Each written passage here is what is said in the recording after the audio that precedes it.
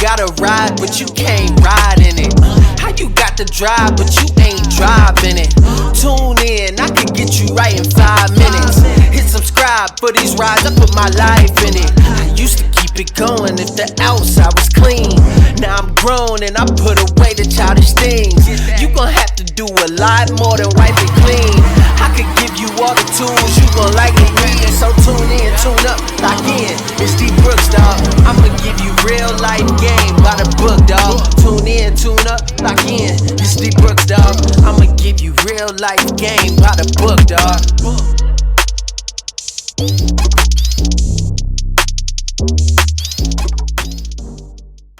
What's up, YouTube? It's your boy D Brooks coming with another video.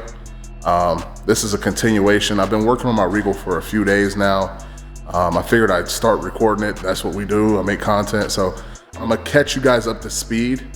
So what I've done so far is I've brought my Regal back to the shop.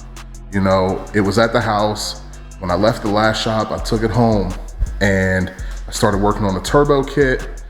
And basically I did some welding, put the hot side on there and put the manifolds on. That's it. Literally bolted those things onto the outside of the engine. And that was it. Didn't run it at all because I didn't have the spark plugs in it and I was working on the hot side. All right, fast forward, maybe 5 or 6 months later, maybe 6 to 8 months, I don't know. But several months later, I move into the shop here and, you know, I have the car towed here to the shop. I put a new battery on it or get this one charged or whatnot. I try to start it up and it's running really, really rough. Now, my idea was I'm gonna go ahead and start it and make sure it's running, you know, in A at a healthy speed before I go ahead and slap the turbo on and everything like that. The big thing was I wanted to make sure it was running strong before we put the turbo on there and, you know, switch operating systems if we decide to go Holly or whatnot. And it wasn't. The car was actually, like I said, running extremely rough. It fouled out the plugs, you know, would start up and, you know, pretty much sputter out. Now, there's a couple things that I didn't take into consideration. I never changed the fuel out. I assume the fuel was probably still good and it could have went bad. So today I'm putting new fuel in there. I got the tank down. I kind of got ahead of myself. I replaced the pump and, you know, the pump was still working. So, you know, I just put the pump back in there. I could use the other one for a later time. I went ahead and took my injectors out. Was like, you know, I already had bigger injectors on the way because we're gonna go boost it. I already had these Deca 80s, these SCP snake eaters, 850 cc's. Already had these on deck. Let me go ahead and put them in. Maybe the other ones have gotten clogged up or something. Maybe, you know, maybe my fuel filter wasn't doing its job. So I put an inline filter, a regular filter underneath the car. You know, I started throwing money at it and, you know, I was listening to some of my buddies online and they're like, hey, try some, you know, some new gas. You know, sometimes it's that simple. I also bought a new map sensor. So I threw a little bit of money at it, but some of those things were actually, you know, things I wanted to do anyways. I already had the injectors on hand. Yeah, I already had the injectors on hand. I was already kind of considering getting a fuel rail. And the fuel pump, I used the Kimzos and Most Plus fuel pumps. They were only like $15. So that wasn't too much. And then I did replace the fuel pressure regulator as well. So that was about $40. And I'll put the link on all that stuff in the description. The fuel pressure regulator that I used is this guy right here. I had a red and blue one in here before, and I kind of hated the way it looked in here. So getting a black one was kind of on my to-do list anyways. I'm gonna replace this fitting and it'll kind of just you know, match everything else that's in here as far as black and silver or whatever. I don't really want any red fittings in here. And then, you know, I got the fuel rails. Show you guys the fuel rails. I got the Jegs fuel rails. I'll put the link in the description for those as well. But yeah, today we're gonna put the spark plugs in there. You know, I bought new spark plugs. I bought a lot of stuff, guys, you know, trying to get this thing back going. So I'm making an effort. I'm putting the time in, you know, hard work. You know, they say hard work pays off. So I'm in here, you know, hard at work. So hopefully it pays off. But y'all stay tuned. I'm gonna get to work on this. I'll cut y'all back on in a minute. Today, we're still diagnosing the Regal. We've been having some fuel issues. We did a live stream last night and kind of come to the conclusion that it's probably the injectors. I have other injectors, and of course, I've decided I'm gonna replace the fuel rail as well, because why not? We also had a couple questions about what this was, and it's has something to do with like a pulse dampener. It's like a pulse dampener, it's not a regulator. I'm regulating my fuel with this right here, but this is just a pulse dampener, that's what it's called. But yeah, this is a LS6 intake, 5.3 liter engine. I'm having issues with basically the car starting up with good fuel pressure, and then as soon as it starts, it bogs down after about 30, maybe about 10 to 20 seconds, okay? So yeah, that's where we're at with it. I'm getting ready to go ahead and pull the fuel rail out right now, and then I'm gonna take a look at all the injectors to see if they're all clogged up. That's my suspicion. So that's what I'm suspecting right now. But I'll show you guys what we're gonna do.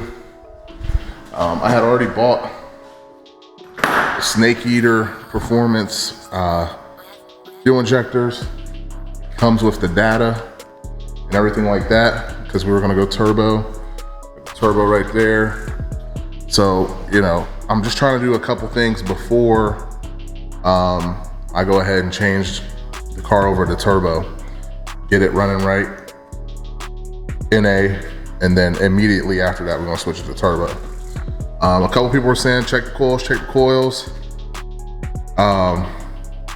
I don't think it's the coils, because it runs good for that first 10 seconds. And when I crank up the fuel pressure real high to the point that it's like almost about to burst my lines at like 100 PSI, it runs fine. And I can adjust my fuel pressure on that fuel rail right there off the top. That's how I'm able to do that. But you shouldn't have to run dangerously high levels of fuel pressure on these. I should be running somewhere around 58 PSI. So I'll cut you guys back on in a minute. I'll let you guys know what I find out. But next things next. I mean, first things first, I'm gonna go ahead and pull that fuel rail. All right, guys, so I'm gonna try to get this into focus, but just know that these right here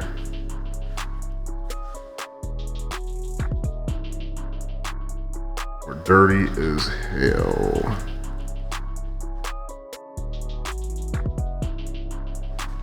See if I can show you guys. It's hard to show you guys, but just trust me when I say it's dirty. All right, guys, so I told you guys I was updating the fuel rail. I'll pick these guys up from Jegs. That's the part number right there. I'll put the link in the description for Amazon. You can get these on Amazon, but I'm just swapping these out. And there was so much rust and stuff in my other fuel rail, and honestly, I don't know if that was the cause of my issues, but I'm here. I'm gonna go ahead and throw these in. I think they look nicer anyways. But yeah, putting these guys in, we'll see how this works out, guys. Watching LS Chevy Riders live stream. You know what I'm saying? Supporting the campaign. But We getting ready to get some work in, man. I'm gonna turn that back on in a minute. I just wanted to give you guys an update real quick. Shout out to my dude. Shout out to my brother, LS Chevy rider, my brother Cortez. They on that live stream right now. They on there with Ian Melendez. So shout out to him too, man. But y'all, I've been fighting this thing harder than Mike Tyson and Holyfield.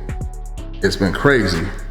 And yeah, basically it's flooding out the cylinders. I'm about to pull the spark plugs again. Flooding out the cylinders. My PSI for my return is out of this world. I don't know what that's about. So I might go ahead and pull my return off of there and see what happens when I try to start it. I just need to put a hose on there. Really don't want to cut this, so see if I can like a barb fitting on there for now, just to run it into this tank. But for some reason when I start it, it pegs up to, first when I prime it, it goes to 60, which is where it's supposed to be. And then after that, once I start the car, it goes crazy. It jumps to like 100. But what's weird about it is my KPA values on HP tuners are at like 80, which they should really be around like 50, you know? So I don't know if I gotta, it's like my engine's under a real heavy load. You know, that's what it's representation. That's the representation, from what I understand. If it's, you know, idling, it's down low. If it's off, it's at like 100. And yeah, it's like it's struggling to get air or something. I don't know. But all I know is,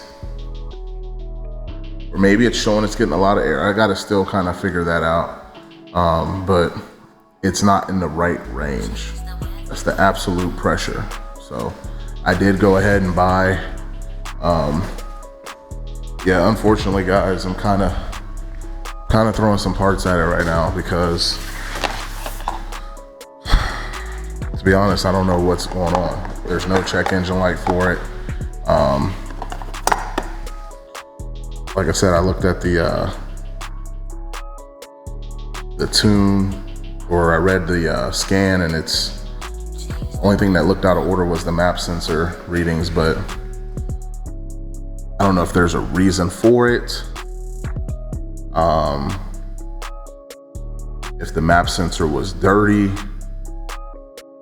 or, you know, faulty or something like that. So I'm gonna go ahead and see if I can throw this OE one in here. Got this guy off of Amazon.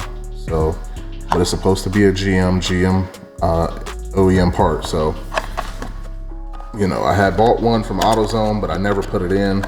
So I was like, I didn't want to risk putting it in and not being able to take it back. And, you know, sometimes the store brand stuff is kind of questionable, especially in sensors. So, and actually this one was cheaper. It was like 50, and I think theirs was like 60. It was a better deal for me to get an AC Delco one. So here's the AC Delco right here. So sometimes you just gotta take it on the, you know, take that L, man. If, you know, you're buying some sensors and stuff, I'm trying to get better with the troubleshooting and different things like that. But sometimes, you know, when you're doing custom work, things get a little complicated. When you don't have O2 sensors, from what I understand, the engine is going to rely on your map sensor with a P, as in like purple, and your mass airflow sensor. I have the mass airflow sensor hooked up right now. It's also reading in range. So, and then the only thing that's reading out of range is the manifold absolute pressure and this. So I got two things that are kind of weird. My fuel pressure is weird, and my map sensor readings are weird. I've already replaced my dang on fuel pressure regulator. I've replaced the fuel pump. Now I will say that the fuel pressure regulator I replaced it with was leaking out of here. So I had to end up putting the diaphragm from the old one back in this one. So I ordered a third one. So I'm gonna go ahead and swap it out because the second one I got was kind of faulty. It was leaking, which had me basically put the diaphragm from the first one in it, which is basically like not getting one. So, all right guys, so I put the spark plugs in. Yeah, I put the spark plugs in, guys. And you know, I primed my fuel tank. Hold on, turn it back off.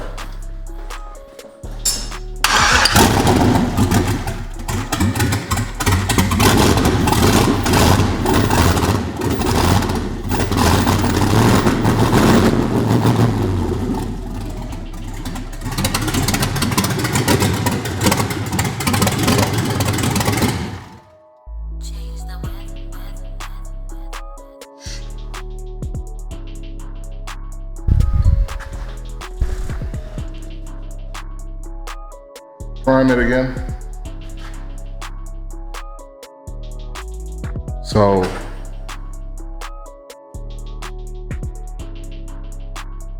as you guys can see, as soon as we start it, it peaks up to like 100 PSI. I don't know why it does that. That's what we're trying to figure out right now. It's still doing that.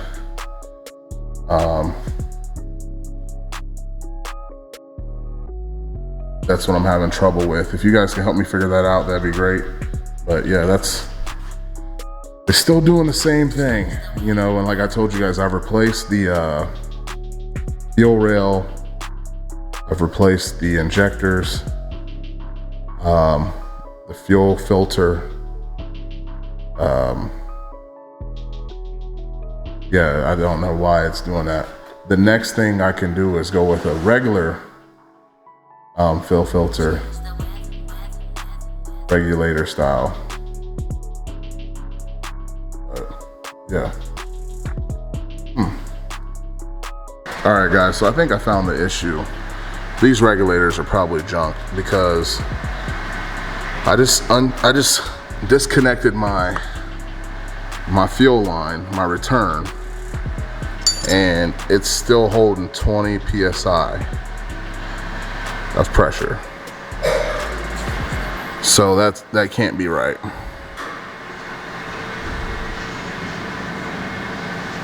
It cannot be right. So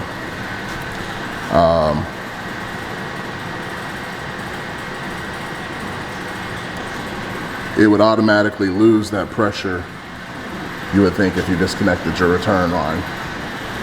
Anywhere in the system, you would lose that pressure.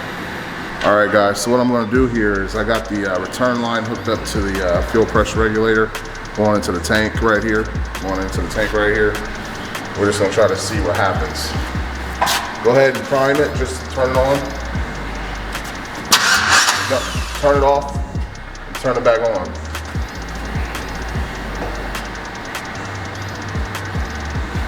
It's not regulating. Now try to turn the car on. All the way, yeah.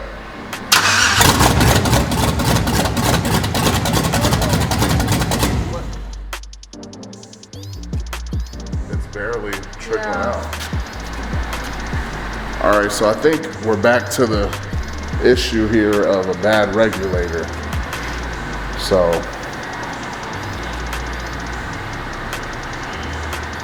all right, I'll cut you guys back on in a minute. Did you just replace that regulator? Yeah, with 2 of them. But they're like the same kind, and they could have been made bad, you know?